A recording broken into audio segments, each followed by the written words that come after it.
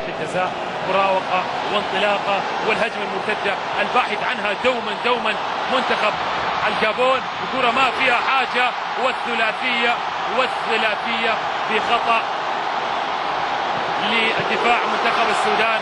ثالث الأهداف في ظل اعتراض المعز محجوب، ولكن حتى الآن الأهداف تأتي من أخطاء وتتواصل الأفراح للجماهير والاحتفالية لمنتخب الجابون فرديا. الهدف الأول خطأ كان من المعز، الثاني أيضا كرة مرت من المعز، وهنا الهدف الثالث خطأ دفاعي واضح تماما للاتفاق على التسلل، وبالتالي ثالث الأهداف لمنتخب الجابون.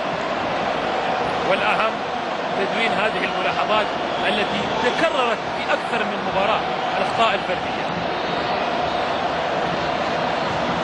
إذن ثالث الأهداف لمنتخب الجابون الذي تعتبر هذه المباريات كلها مباريات تحضيرية لمنتخب الجابون. شوف لعبة زي اللعبة دي، يعني من بدائيات وبديهيات كرة القدم أن لا تمر بهذه الطريقة.